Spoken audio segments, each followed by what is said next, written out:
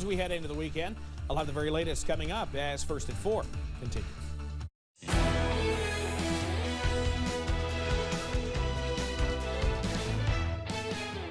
Mountain News First at 4 continues. Officials in Pike County have officially begun using a new mass emergency alert system called Rave 911. WYMT's Jordan Mullins spoke to officials and first responders about how it can help. Pike County Emergency Management has instituted a new emergency mass alert system called RAVE, hoping to help folks throughout the county stay informed about local weather warnings or other emergencies. It gives us a way that during emergencies or other events, if we need to notify people in the county, we can notify them either the whole county or just portions of the county. It also has the capability to house medical information if you choose to enter it when you sign up, helping first responders know your medical history, allergies, or existing conditions prior to them arriving, which could be the difference between life and death in an emergency. I just think it's going to be a lifesaver. I think specifically it's going to be it's free to the public. I mean, take advantage of it. I'm going to do it, and that way I'll know. And while the app is free for the public, saving a life is priceless, and officials want as many as possible to sign up. If you're not real computer savvy or don't have internet or want to sign up, if you call our office, we will help you do that. Offering assistance to potentially save a life. In Pikeville, Jordan Mullins, WYMT Mountain News. Tackett also says you can add information about all the members of your household and even your pets to your Rave 911 account, and it could help cut down response times of EMS in the event of an emergency. We'll have more about Pike County's new Rave 911 system coming up a bit later at 5:30.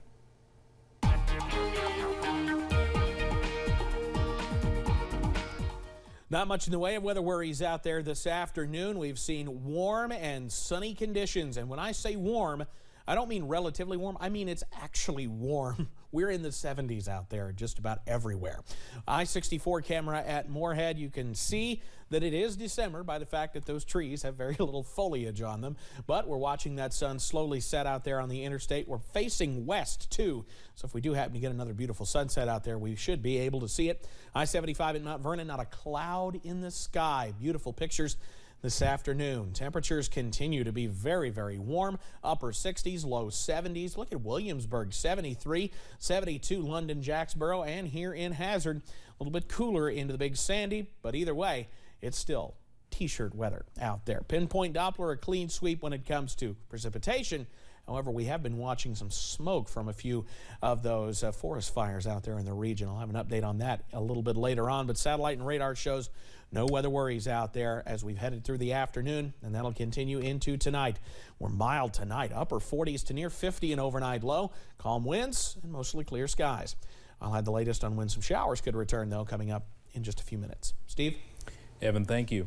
2 men are living outside the Jessamine County Public Library, hoping to raise awareness of the issues homeless people can face by stepping into their shoes and onto their porch. The Jessamine County Homeless Coalition partnered with Adventure Serve Ministries on the project, where a simple white shack has become the men's home for the week. In addition to learning more about the experience, the location is drawing attention from the public.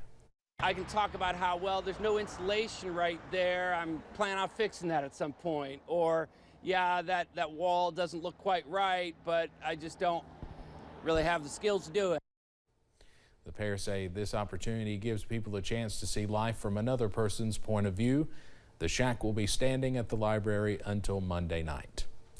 2 men could spend decades in prison for beating a disabled Kentucky veteran. The attack happened last year at the Golden Tower Apartments in Covington. Prosecutors believe Robert Stone and Anthony Cornish targeted the vet for his disability money. The incident was caught on camera, where you can see the pair attacking the victim. The video shows the bigger man, who investigators identify as Stone, repeatedly hitting and kicking the victim during what officers are calling a targeted robbery attempt for the unidentified 62-year-old's disability money. This was 2 days after the victim received his disability check, so we can only presume that these two robbers thought that they were going to get cash off of this victim. Turns out they didn't get anything. More than a year later, the victim is still recovering from his injuries. Stone and Cornist were found guilty of burglary, robbery, and assault. Police are also looking for a woman in connection with the case. The parents of an alleged school shooter in Michigan have been charged in connection to the tragedy. Each faces 4 counts of involuntary manslaughter, and their 15-year-old son is being charged as an adult. CBS's Nancy Chen is in Oxford, Michigan with the latest.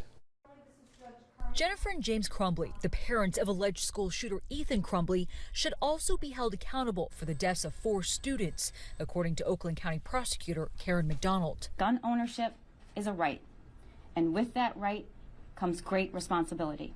McDonald laid out a timeline of events leading up to Tuesday's shooting at Oxford High School. She says James Crumbly purchased a semi-automatic handgun on Black Friday, and later that day, his 15-year-old son posted on social media a photo of the gun indicating it was his.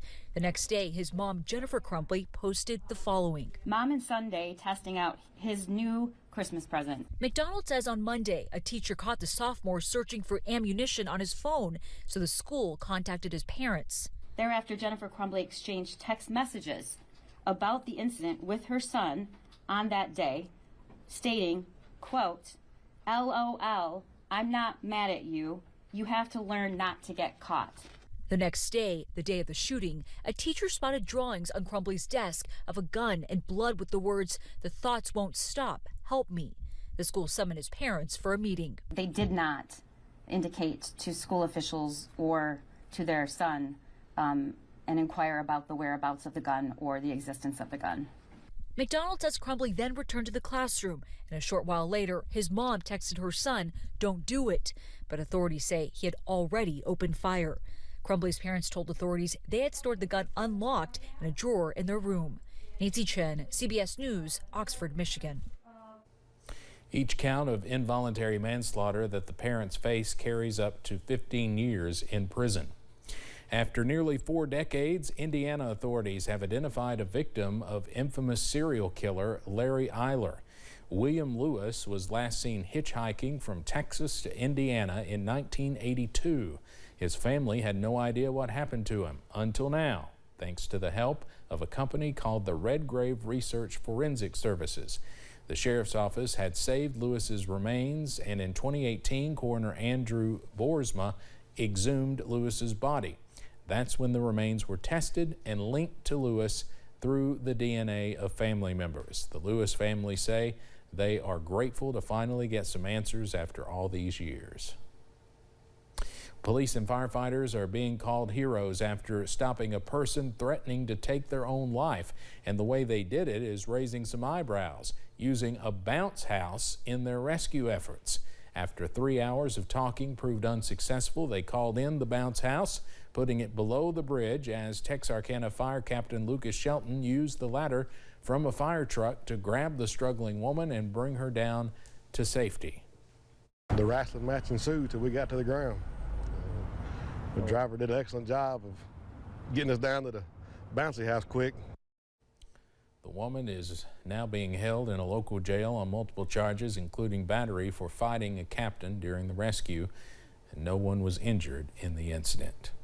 Cases of a rare but potentially life-threatening COVID-19 complication seen in children are increasing. The complication is called multisystem inflammatory syndrome, or MISC. New numbers from the CDC found MISC cases were up more than 8% in November. The CDC said it counted nearly 6,000 cases through November 30th, and more than 50 children in the U.S. have died from MISC. The syndrome is one of the many reasons public health officials are strongly encouraging parents to get their children vaccinated against COVID-19.